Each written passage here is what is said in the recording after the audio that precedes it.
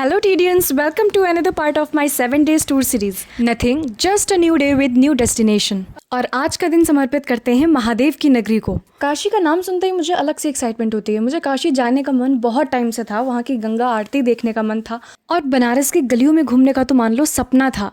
इतना दूर तो था कि मैं आधे रास्ते में सो गई थी और जब उठी तो मैंने देखा मैं काशी में हूँ।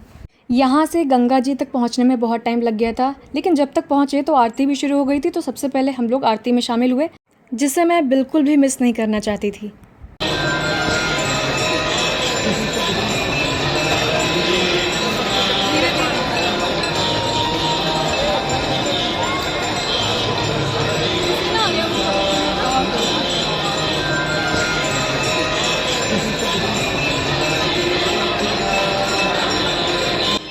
गंगा आरती इतनी अद्भुत होती है कि यहाँ पे लोग पहले से ही बोट पर बैठ के इंतज़ार करते हैं आरती शुरू होने का और सबसे आगे बैठकर उसका नज़ारा देखते हैं। इसके बाद श्री काशी विश्वनाथ जी के दर्शन किए। देखिए, भगवान से हर कोई कुछ ना कुछ मांगता है, मैं भी मांगती हूँ, लेकिन मंदिर में कभी कभी जाने के बाद मैं भूल जाती हूँ कि मुझे चाहिए क्या।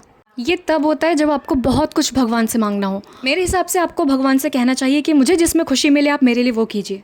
इसके बाद हम एक फ़ास्ट फूड कॉर्नर पे पहुँचे क्योंकि मुझे वहाँ का फ़ास्ट फूड ज़रूर ट्राई करना था और मैंने टिक्की ट्राई की और सबने कुछ ना कुछ ट्राई किया। And can you even guess what is being prepared here? This is kulfi, आपकी और हमारी फेवरेट कुल्फ़ी।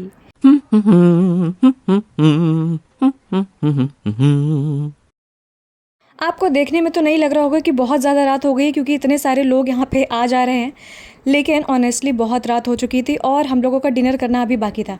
देखिए, रोटी हैज़ इट्स ओन प्लेस। जो बात रोटी में है वो बात फास्ट फूड में नहीं। फास्ट फूड तो बस टेस्ट के लिए, हाँ, टेस्ट किया था कि यहाँ का कैसा है। देन नथिंग, खाना खाने के बाद हम लोग रूम पे चले गए। रूम का मैंने रिकॉर्ड नहीं किया है क्योंकि मुझे बहुत ज़्यादा नींद आ रही थी एंड नाउ आई रिग्रेट कि मैंने रिकॉर्ड क्यों नहीं किया। एडिट करते टाइम हर चीज़ उसमें अवेलेबल होनी चाहिए। ओह नो, मेरा फेस। नेक्स्ट मॉर्निंग भी हमारी चाय से शुरू होती है और फिर सभी लोग रेडी होकर गंगा जी के घाट पे निकल जाते हैं और वहाँ से ये नज़ारा देखने को मिलता है।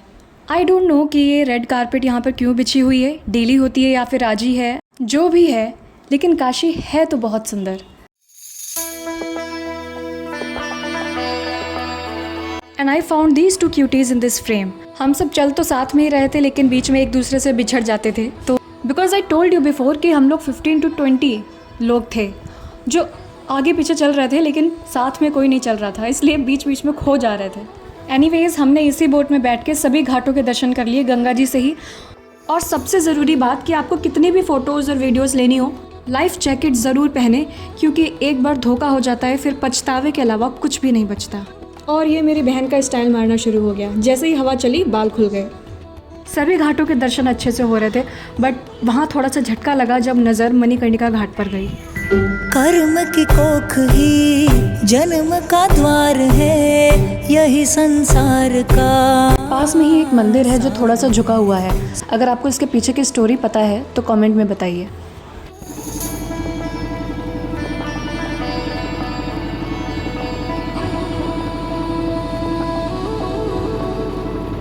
Then we went near the Namo Ghat, which is really beautiful.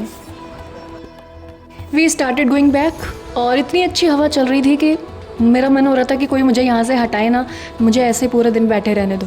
यहाँ पे इतना अच्छा लगा मुझे कि मैं यहाँ बार बार आना चाहूँगी।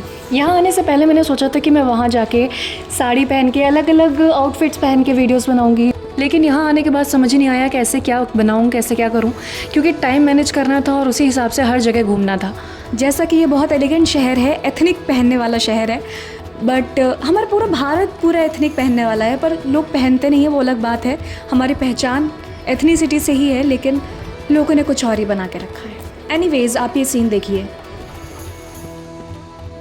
और हमारे लोगों को भी जो अपने अपने में बिज़ी हैं। और ये कुछ भूखे बच्चे बैठे हैं यहाँ पे जो इंतज़ार कर रहे हैं खाना आने का, क्योंकि अब महादेव की नगरी को बाय कहने का और घर लौट जाने का वक्त आ गया था।